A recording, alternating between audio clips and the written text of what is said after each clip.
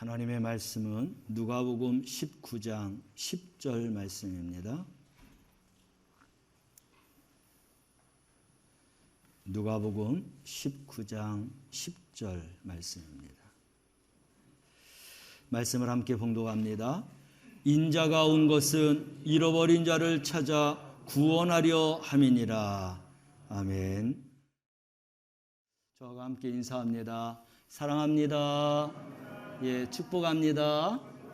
우리 앞에 옆에 분하고도 함께 인사합시다. 사랑합니다. 예, 축복합니다. 이 자리를 나와서 예배하고 싶지만 또 병상에 있고 또 아픔 가운데 있는 우리 성도들이 실시간 예배를 드리고 있습니다. 우리 그분들 응원하면서 함께 은혜 받는 예배 드리자고 그분들하고도 함께 인사할까요? 예, 사랑합니다. 예, 축복합니다. 우리 큰 은혜 받읍시다. 예, 감사합니다.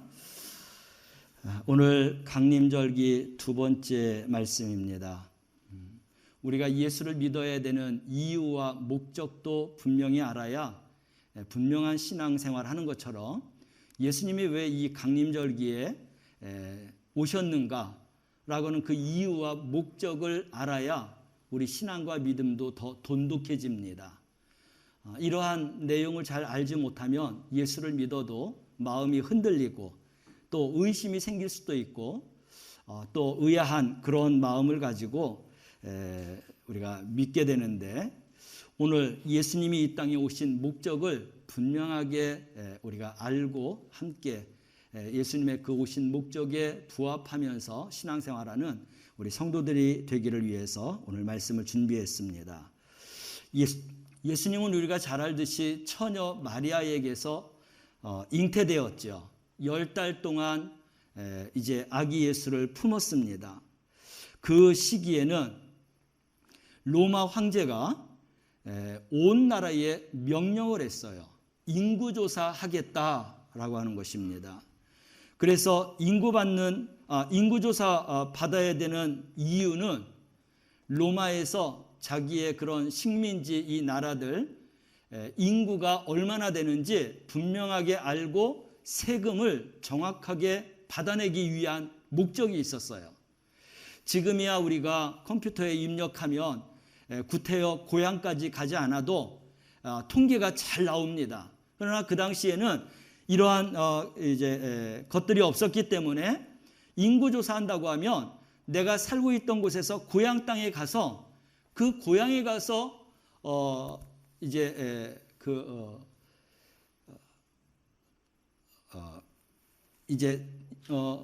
자기의 그런 살아있음을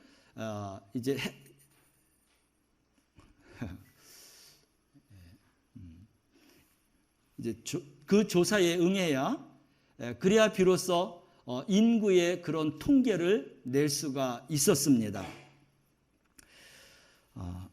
그래서 이제 고향을 자기가 살던 곳을 떠나서 고향에 가서 그래서 자기의 그런 보고를 해야 했던 것이죠.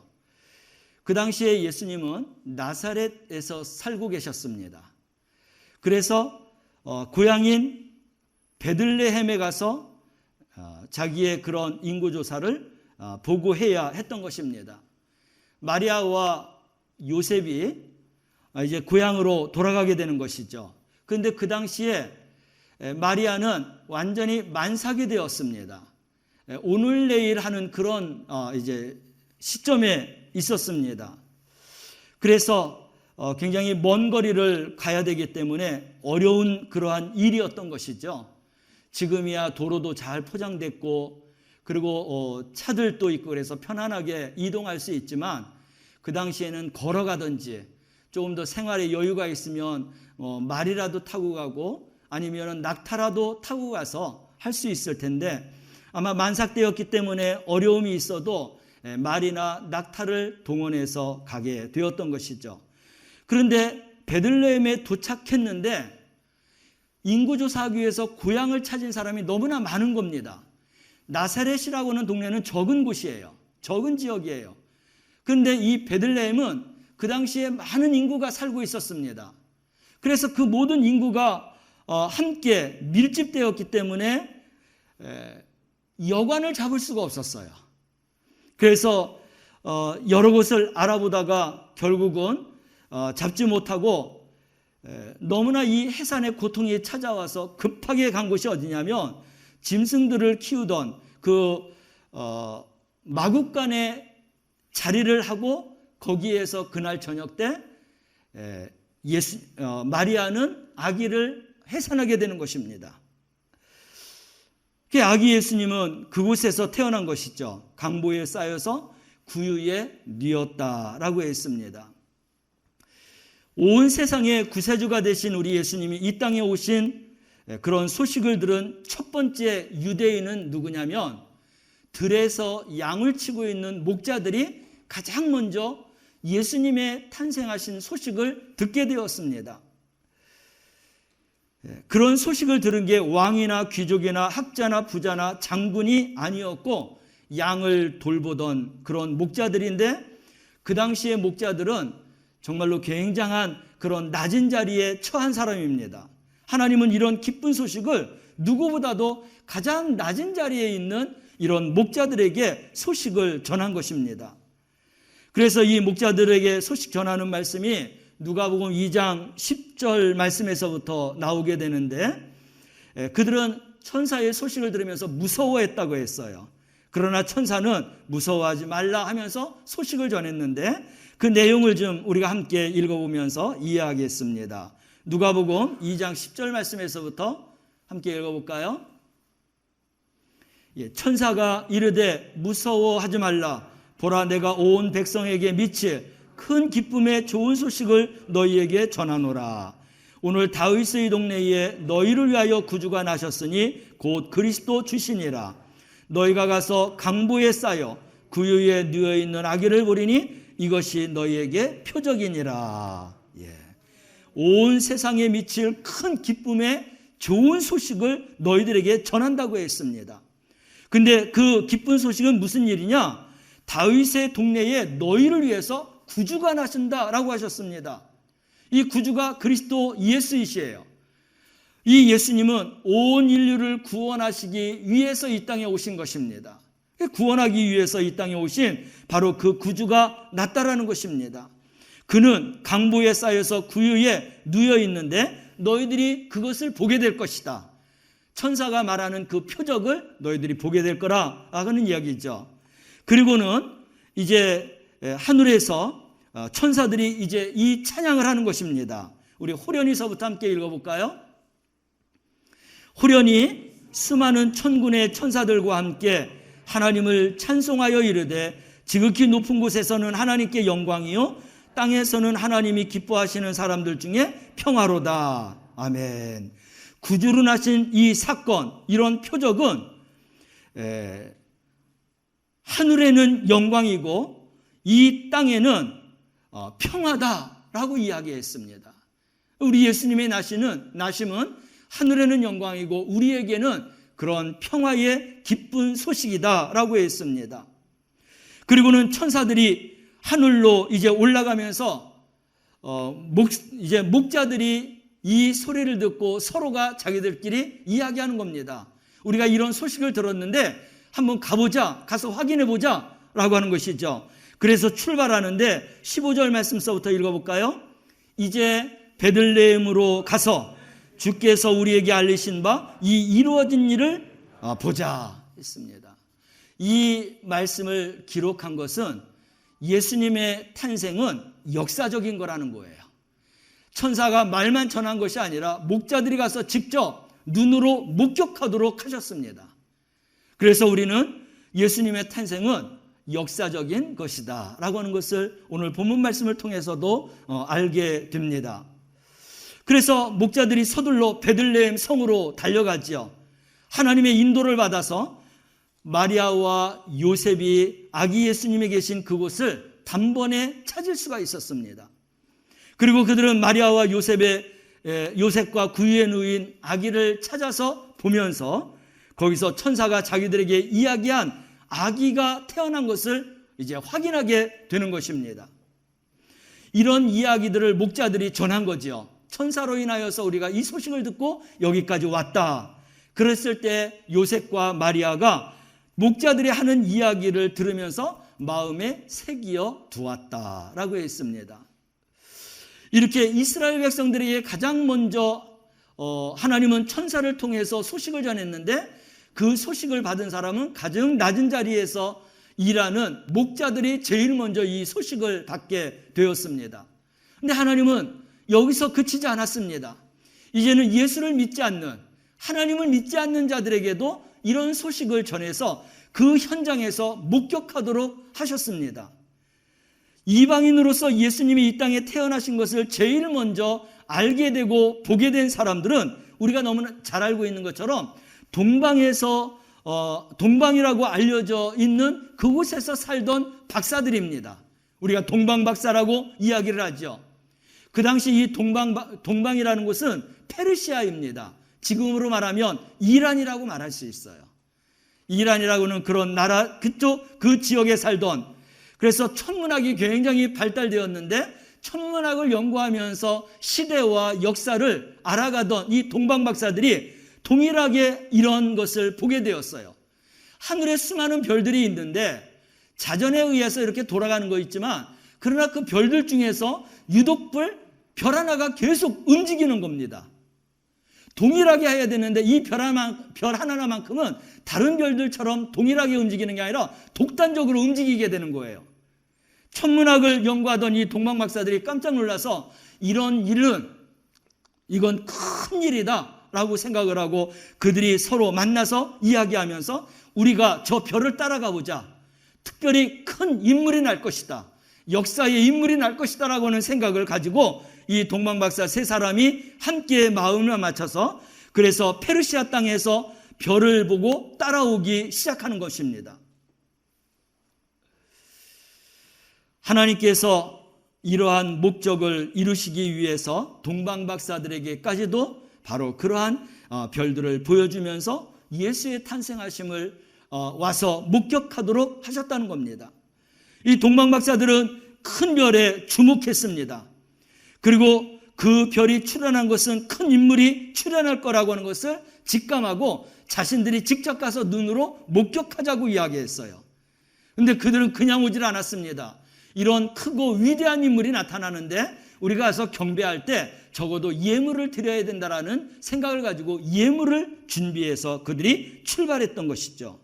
신기하게도 이 별이 움직이고 그 움직이는 별을 따라서 동방박사들은 계속해서 따라왔는데, 그 별의 인도를 따라온 곳이 어디냐면 베들레헴이에요.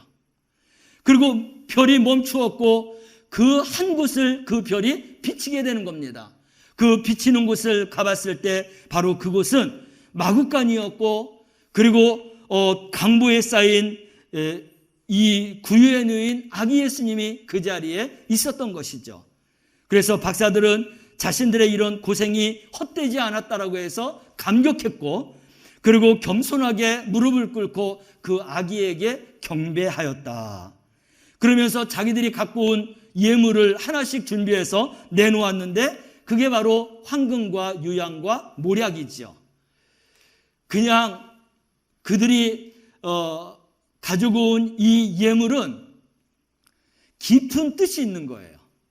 그 당시에 이 황금이라고 하는 것은 왕을 지칭하는 것입니다. 그래서 황금을 드린 이제 이 예물은 이 아기 예수가 이 만왕의 왕이 되고 만유의 주가 될 거라고 하는 의미를 담고 있는 거예요. 그래서 예물을 드려서 경배를 했습니다. 그리고 이 유향이라고 하는 것은 죄가 없는 거룩한 하나님을 드러내기 위한 그러한 선물이었던 것입니다. 또 몰약이 있습니다. 몰약은 죽은 사람들에게 바르는 그런 향품이에요. 우리 예수님의 죽으심과 부활하심을 의미하는 그런 몰약을 아기 예수님에게 드리면서 경배를 하였다라고 하는 말씀입니다. 이런 일들은 예수님이 태어나는 날 첫 번째 성탄절의 이야기예요. 그래서 예수님이 탄생하는 그 시간에 하나님께서는 천사를 불러서, 그래서 목자들이 와서 그것을 보고 역사적인 일로 기록하기 위해서 서로 이렇게 하나님께서 계획하시고 섭리하신 일이고, 그리고 이방인들이 알기 위해서 이미 먼 시간서부터 동방박사들에게 별을 보게 하고 별을 따라와서 아기 예수님에게 경배하는데, 이분은 정말 평화의 왕이요 만왕의 왕이요 그리고 모든 죄를 끌어안고 이제 죽으실 그러한 만유의 주가 되시며, 뿐만 아니라 이제 죽으심으로 말미암아서 끝나는 게 아니라 부활하실 그런 영광의 주가 되신다라는 것을 분명하게 나타나기 위해서 하나님께서 계획하고 섭리하신 그런 일이다라는 것입니다. 예수님의 탄생하심은 그냥 탄생한 것이 아니에요. 우리도 이런 깊이를 알고 이 강림절기 성탄하신 아기 예수님을 맞이할 수 있는 믿음의 준비, 그러한 마음의 준비를 가지고 이 성탄절을 맞이하고 이 성탄절을 보내는 우리 성도들이 되어야 할 줄로 믿습니다. 성탄절에 우리는 이러한 경배를 하나님 앞에, 주님 앞에 올려드리고, 우리 주님은 이제 성장하시면서 주님이 직접 말씀하셨어요. 내가 이 땅에 온 이유는, 내가 이 땅에 온 목적은 이런 것이다 라고 하는 말씀을 성경 말씀에 여러 군데 쓰고 있어요. 오늘 성탄절과 관련돼서 제가 세 가지를 말씀을 이렇게 찾았는데, 먼저 이 땅에 오신 목적을 예수님 스스로가 밝혔는데, 오늘 본문 말씀이죠. 누가복음 19장 10절 말씀을 읽으면서 예수님이 이 성탄에 오신 것은 이런 목적이 있었구나라는 것을 우리가 마음속에 확신하게 새겨두시길 바랍니다. 함께 읽어볼까요? 인자가 온 것은 잃어버린 자를 찾아 구원하려 함이라. 하나님의 형상으로 지음받았던 하나님의 그런 자녀들로 하나님이 삼아주셨는데, 에덴 동산에서 불순종함으로 하나님에게서 떨어져서 죽음 가운데 이르는 그들을 다시 찾기 위해서, 하나님의 형상을 입은 하나님의 자녀로 회복시키시기 위해서 이 땅에 오셨다는 거예요. 예수 그리스도로 이름으로 오셔서, 그래서 잃어버린 자를 찾기 위해서 내가 이 땅에 왔다. 할렐루야. 그러므로 우리가 예수를 믿게 된 것은 하나님이 우리를 찾으시는 겁니다. 하나님의 형상 입은 피조물로 회복되기 위해서, 하나님의 자녀로 우리를 만드시기 위해서 예수 그리스도를 이 땅에 보내주신 줄로 믿으시길 바랍니다. 두 번째는 우리 예수님이 이 땅에 오신 목적에 대해서 이야기했는데, 마가복음 10장 45절 말씀을 함께 읽어보겠습니다. 인자가 온 것은 섬김을 받으려 함이 아니라 도리어 섬기려 하고 자기 목숨을 많은 사람의 대속물로 주려 함이니라. 대속물이라는 것은 대신 죽는다는 것입니다. 에덴 동산에서 불순종함으로 죽음에 이른 우리 인간들의 해결하기 위해서, 그 해결점은 예수 그리스도가 이 땅에 와서 우리의 모든 죄악들을 끌어안고 십자가에서 죽는 거예요. 그래서 보혈의 피로써 우리의 모든 죄를 씻음받고, 이것을 믿는 자들마다 구원과 영원한 영생을 하나님께서 약속해 주셨는데, 그것을 이루기 위해서 이 땅에 섬김을 받으려고 하는 게 아니라 섬기기 위해서, 그리고 그 마지막이 뭐냐면 자기 목숨을 많은 사람들의 대속물로 주었다고 했습니다. 그래, 우리의 신앙생활은 어떠해야 되느냐? 섬김을 받으려고 하는 게 아니라 섬기긴 하는데 어디까지 가야 되느냐? 우리 예수님이 그 목숨을 살리기 위해서 당신의 목숨을 대속물로 주셨다고 했는데, 정말 예수 그리스도를 따르는 그리스도인이라고 하면 예수님처럼 섬기되, 우리가 죽는 데까지 예수님이 죽었던 것처럼 죽는 데까지 나가면서 섬김의 그런 믿음의 삶을 살아가는 것이 우리의 그러한 모습이 되어야 할 줄로 믿습니다. 예수님이 이것을 위해서 오셨다는 거예요. 예수님은 여기까지 가셨는데 우리는 죽는 일까지는 안 갑니다. 생각하지 않습니다. 우리는 예수님이 하신 이 말씀을 잘 새기고, 우리가 섬기는데 어디까지 섬겨야 되는가라고 하는 것을 분명하게 알고 우리가 나아가면 주님의 뜻에 우리가 맞추어서 믿음과 신앙으로 살아갈 수 있게 되는 것입니다. 한 가지 더 말하면 마가복음 1장 38절 말씀입니다. 우리 예수님께서 무엇 때문에 여기 왔느냐? 함께 읽어보겠습니다. 이르시되 우리가 다른 가까운 마을들로 가자. 거기서도 전도하리니 내가 이를 위하여 왔노라 하시고. 아멘. 예수님은 아버지를 따라서 목수였죠. 목수로서도 바쁠 것입니다.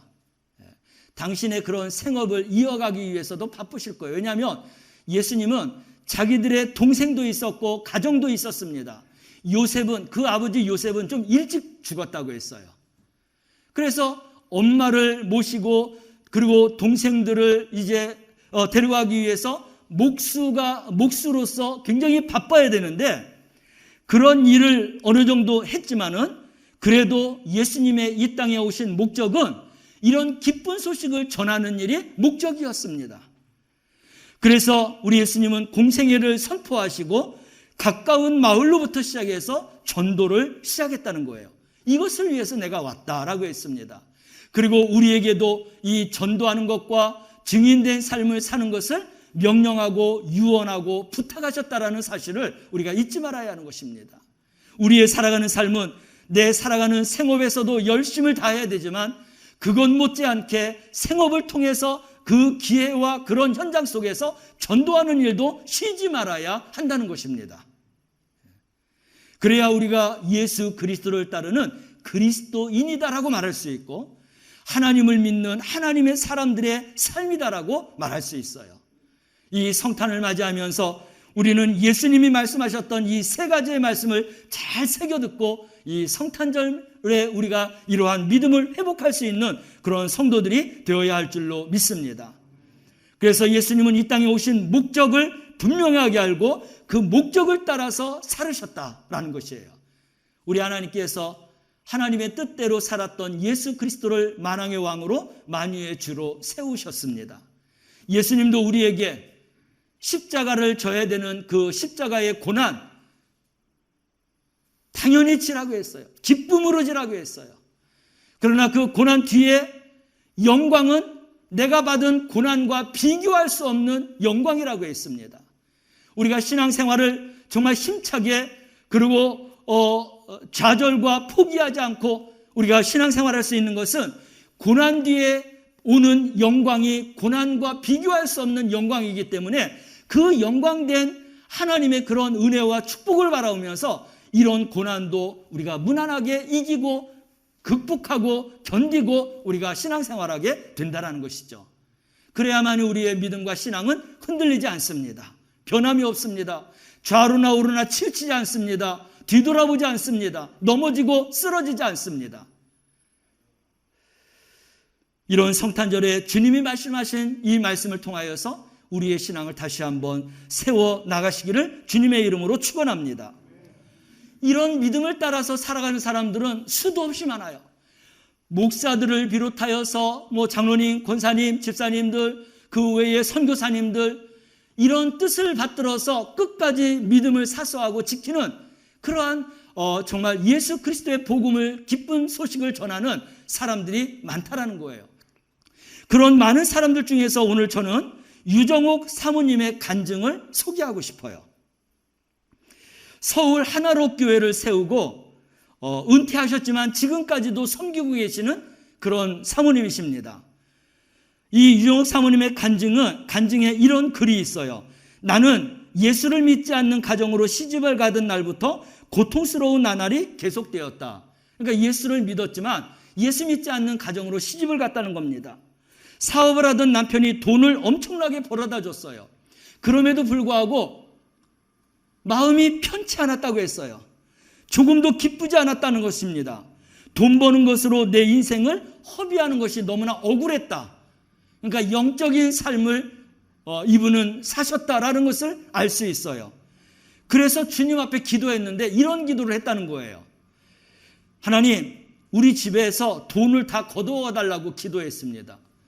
그런데 우리 주님이 그런 기도를 얼마나 응답을 잘 받으시는지 6개월 만에 완전히 동일하고 그래서 빚이 산더미처럼 져서 허덕이고 있다고 했습니다. 가난을 모르던 그분이 그날서부터 가난이 얼마나 쓰리고 아픈 거라는 것을 이제 처절하게 체험하게 되었어요. 이런 가난과 함께 남편이 신앙생활하는 것도 반대를 해갖고 핍박을 해갖고 신앙생활 할 수도 없었다고 했습니다. 그래, 이런 무거운 짐을 우리가 지게 되면 먼저 우리의 마음이 편하지 않습니다. 영혼이 병들 수도 있어요. 결국은 이분이 우울증과 여러 가지 병을 끌어안고 매일매일 살아야 되는 겁니다. 눈을 뜨면 빚쟁이들에게 시달려야죠. 눈을 뜨면은 하나님을 잘 믿고 싶은데 남편과 시댁에서 정말 환난과 핍박을 주지요. 그리고 자기는 몸이 아파갖고 제대로 생활하지 못하죠. 삼중고를 겪는 이러한 이제 현실을 맞닥뜨리게 되었습니다. 몸이 아프니까 마음마저도 병들고 더 이상 살고 싶은 그러한 생각이 없어졌다고 했어요. 그래서 이분이 결심한 게 뭐냐면 자살을 결심했습니다. 그리고 한 날을 정해놓고 내가 오늘은 자살을 하겠다라고는 생각을 가지고 나가서 택시를 잡아탔습니다. 그리고 그분이 기사에게 한마디 내뱉은 이야기가 이거예요. 이야기가 있습니다. 그 이야기는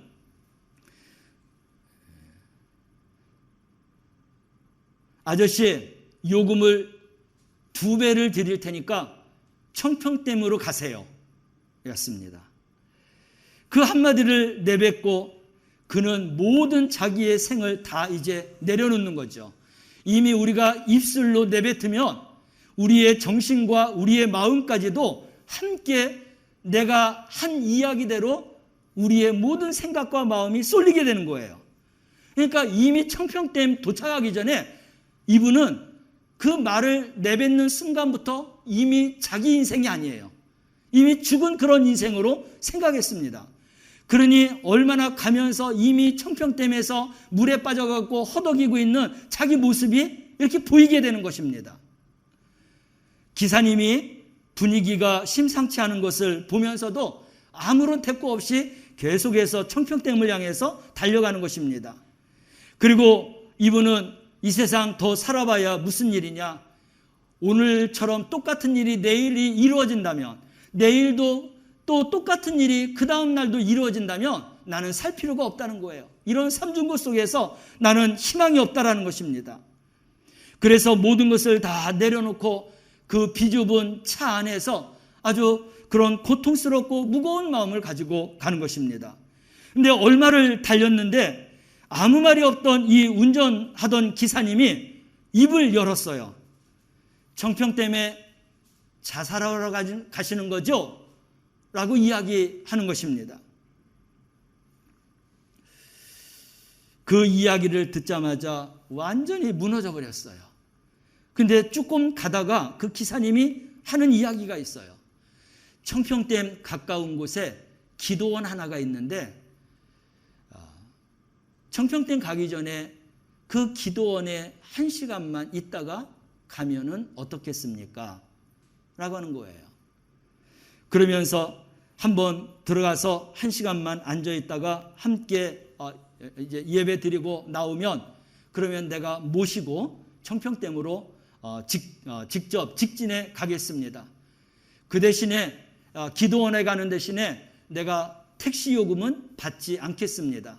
당신의 목적지가 아니라 내가 그 목적지를 바꾸었기 때문에 그렇습니다. 근데 그 기사가 이야기하는데 그렇게 나쁘진 않았어요. 어차피 죽을 거 그래 한번 그냥 기사 얘기대로 가야 되겠다라고 생각을 했는데 벌써 그 택시기사는 그 기도원을 향해서 올라가고 있었던 것입니다. 기도원 입구에 내려갔고 그래서 올라가고 있는데 1시간 참석하고 내려오시면 내가 당신을 모시고 청평댐에 가겠습니다 라고 이야기했어요. 그리고 보냈습니다. 이분이 기도원 안에 들어가는데 기도원이 얼마나 사람이 많이 차는지 정말 발 디딜 틈도 없이 그렇게 사람이 많이 모였습니다. 여러분이 청평댐 옆에 기도원 알고 있는 분들은 참 많을 거예요. 그것은 하늘산 기도원이죠. 그 당시 제가 다닐 때만 해도 그 기도원 예배당이 차고 넘쳐서 거기에 참여하지 못하시는 분들은 그 옆에 전나무밭이 있습니다. 그 전나무밭에서 방송으로만 들으면서 같이 집회에 참석하는 그러한 이제 시대였습니다. 그래도 이분은 비집고 들어가서 그 출입구의 통로 한쪽에 이렇게 앉아서 그래서 이제 그 예배에 참석하는데 이미 죽을 것을 각오했던 이 사람은 강사님이 설교를 해도 귀에 들려오지 않았습니다. 한마디도 들려오지 않았어요. 그냥 멍하니 자기 생각에 그냥 잠겨 있었습니다. 많은 사람들이 오고 가는데 관심이 없어요. 근데 어느 정도 시간이 지났을까 머리를 떨구고 바닥만 이렇게 쳐다보고 있는데 한 사람이 맨발로 이렇게 지나오더니 자기 앞을 이렇게 비집고 앉는 겁니다. 그래도 관심이 없기 때문에 그냥 땅만 쳐다보고 있었습니다. 얼마 지났을까? 고개를 이렇게 들었습니다. 고개를 들었는데 그 앞사람의 등이 보였는데 그 등이 채찍에 맞아갖고 피고름이 터져갖고 나와서 그게 굳어버려갖고 완전히 덕갱이가 진 겁니다. 그거를 보는 순간에 처음에는 징그러웠지만 가만히 생각하고 나니까 이미 자기는 예수를 믿었던 사람이고 그리고 그 생각한 끝에 바로 이분이 예수님이다라고 하는 것을 그때서야 느끼게 된 거예요. 그리고는 그 느낌 속에서 주님이 주시는 생각이 뭐냐면 내가 너를 위해서 이렇게 채찍에 맞고 피를 흘렸다 라고는 생각을 주신 거예요. 이 생각이 오자마자 이 여인이 거기 앞에서 자기도 모르게 고래고래 소리를 지르는 겁니다. 왜요? 왜요? 왜요? 왜 이렇게 처참하게 맞으셨어야 돼요? 그 맞았다는 것은 내 죄 때문에 예수님이 맞으셨다라는 거예요. 그런 고백을 목이 터져라고 소리 질러가면서 외쳤던 것입니다. 그리고는 그가 주님 앞에 말할 수 있는 것은 주님, 내가 잘못했어요. 다시는 내가 힘들다고 말하지 않겠습니다. 내가 다시는 죽겠다고 말하지 않겠습니다. 자기가 이 세상에서 제일 아프고 힘들고 죽지 못해 살아가는 사람인 줄 알았어요. 근데 우리 주님의 그 등짝에 흐른 그 피고름, 굳어진 그 피고름, 난자해진 그 등을 보면서 자기의 고통과 아픔과 죽음은 아무것도 아니라는 것을 깨닫게 됐던 거예요. 그리고 거기에서 그는 마음을 다잡아 먹었습니다. 주님, 내가 대신 맞겠어요. 나를 때려주세요. 내가 맞겠습니다. 나 같은 거 사랑해 줄 필요도 없어요. 용서해 줄 필요도 없어요. 거기에서 자기가 살아왔던 그 인생이 잘못됐다라는 것을 깨닫게 되고 폭포수처럼 눈물을 흘려가면서 거기서 회개하게 되었습니다. 여러분, 회개하고 나면 아무리 아픔이 많고 죽음이 있다 한들 평안함이 있잖아요. 그 평안한 마음을 가지고 예배를 마쳤어요. 가만히 생각해 보니까 자기를 데리고 온 택시기사가 이제 그때서야 생각난 거예요. 얼른 일어나갖고 주차장으로 가는데 주차장에서 그 택시기사가 문을 열고 기다리고 있는 거예요. 이분이 너무나 반가워갖고 고마워갖고 손을 흔들면서 이제 만나러 가는데 그 택시기사는 그때 손을 흔들고 그리고 택시 문을 닫고 그리고 가더라는 거예요. 그 택시기사 때문에 죽던 자기가 살았던 걸 생각하면 그 고마움을 이야기해주고 싶은데 그분이 누구인지 택시 번호가 뭔지 어떤 분인지 전혀 알 수 없어요. 그렇게 하면서 30년이 지났답니다. 그러면서 이분이 생각한 게 뭐냐면은 목사 중에 목사요 천사 중에 천사다. 많은 사람들은 하나님의 일을 해야 된다고 하면 모든 것을 다 내려놓고 하나님의 일을 해야 되는 줄로 알고 그렇게 생활하는데 그분은 택시 운전을 하면서 나 같은 이런 존재들을 정말 택시비를 받지도 않고 정말 죽을 인생을 살 인생으로 바뀌어주는 그러한 하나님의 일하는 그 사람을 생각하면서 너무나 감사하고 너무나 고맙고 누구보다도 하나님의 일에 최선을 다하고 정성을 다하고 섬기는 일에 자기가 손해나더라도 자기의 어떤 그런 손실이 있더라도 하나님의 일을 감당하면서 살았던 그분을 보면서 그의 인생은 바뀌게 되었어요. 교회를 나가게 되었고 남편이 교회 나가게 되었고 나중에는 신학교를 가게 되었고 그리고 목사가 되어서 서울에 이러한 그 교회를 개척하게 되었다라는 것입니다. 그리고 이분들은 큰 교회도 아니에요. 그냥 하나님이 주시는 대로 사역을 했는데 그 사역의 자기들의 목표는 장애인들과 가난한 사람을 섬기는 그런 사역을 감당했다는 거예요. 지금도 이 교회는 하나로 교회로서 세워졌어요. 그리고 목사님과 사모님이 되어서 30여 년 동안 그렇게 목회하고 은퇴한 후에도 지금도 거리에 나가갖고 그래서 정말 사람들을, 어렵고 힘든 사람들을 도우면서 그렇게 살아가고 있다는 것입니다. 여러분, 하나님을 진정으로 만나게 되면 목사가 중요한 게 아니고 장로, 권사, 집사가 중요한 게 아니라 하나님의 목적을 이루는 일이 중요한 것입니다. 할렐루야. 우리 강림절기에 성탄절에 예수님이 오신 목적을 우리가 들었어요. 우리가 예수님을 믿는 그리스도인이라면 그렇게 살아가기를 원합니다. 하나님께서 당신의 뜻을 따라서 목사로 세우고 장로로 세우고 권사로 세우고 집사로 세우실 겁니다. 여러분, 믿음으로 감당하시길 바랍니다. 그러나 그 이름이 중요한 게 아니라 우리를 불러주신 그리스도인으로서 그리스도인답게 살아가는 것을 하나님이 우리에게 원하시는 줄로 믿으시기를 바랍니다. 그래서 이 사모님과 목사님은 지금도 길거리에서 어려운 사람들을 도울 때 기자들이 이제 그 소문을 듣고 와갖고 취재하려고 하면 하는 이야기가 꼭 있다랍니다. 기자님, 우리 사진 찍지 말고 이 노숙자 사진 찍고 이 노숙자들 이야기를 써주세요 라고 이야기한다는 거예요. 얼마나 멋진 믿음과 신앙생활입니까?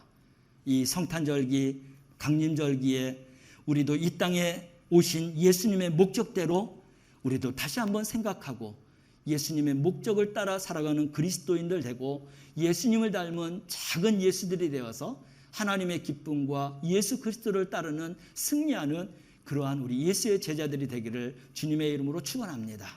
기도하겠습니다. 이 땅에 오신 예수님, 우리도 작은 예수가 되기를 원합니다. 주님이 섬김을 위해서 오셨다고 했습니다.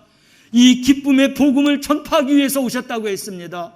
무엇보다도 잃어버린 영혼들을 구원하기 위해서 오셨다고 했는데 우리가 예수님을 따르는 그리스도인으로서 예수의 제자로서 우리도 예수님이 섬기되 죽기까지 섬긴 것처럼 그런 섬김의 사람 되게 하여 주시옵소서. 땅끝까지 복음을 전하는 증인으로 살게 하여 주시옵소서. 잃어버린 영혼을 구원하는 일에 나의 목적을 삼고 예수님을 따르는 삶을 살게 하여 주옵소서. 그래서 이 강림절기, 성탄절기에 예수님을 조금 더 본받는 예수님처럼 살아가는 그러한 진정한 그리스도인으로 새롭게 거듭나게 하여 주옵소서. 예수님의 이름으로 기도드리옵나이다. 아멘.